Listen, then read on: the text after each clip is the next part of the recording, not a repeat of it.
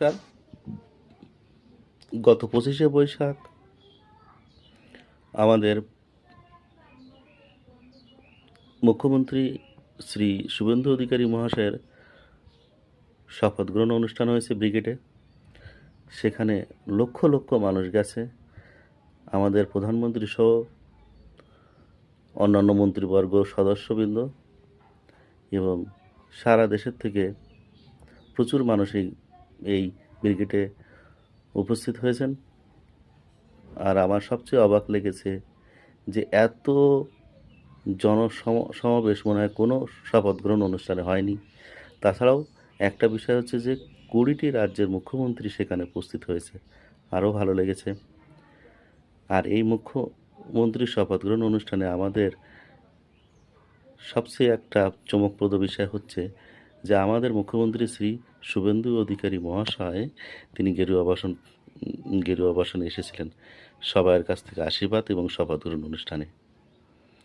সকলের কাছ থেকে যখন শপথ গ্রহণ অনুষ্ঠানের আশীর্বাদ এবং শুভেচ্ছা বিনিময় করছিলেন, তখন উত্তরপ্রদেশের মুখ্যমন্ত্রী শ্রী যোগী আদিত্যনাথ মহাশয় তার গলায় যে উত্তরীয়টা দিয়ে তাকে আশীর্বাদ করেছিলেন। এটা আমার খুব ভালো লেগেছে। আর তিনি বুলডোজার বাবা নামে খ্যাত। আমাদেরও মুখ্যমন্ত্রীও তিনি খুব তুখোড় নেতা এবং অ্যাকশনফুল নেতা। তো আমাদের মুখ্যমন্ত্রী শ্রী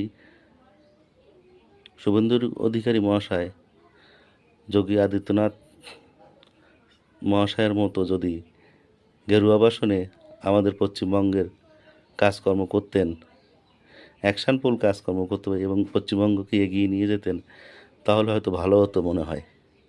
কারণ তিনি ওই দিনই শপথ গ্রহণ অনুষ্ঠানেই গেরুয়া বাসন পরেছিলেন। আপনাদের কেমন মনে হচ্ছে যে এটা কি হলে ভালো হতো? আমাদের মুখ্যমন্ত্রী গেরুয়া বাসনে থাকলে।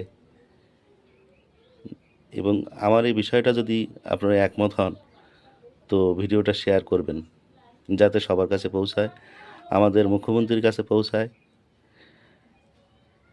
নমস্কার।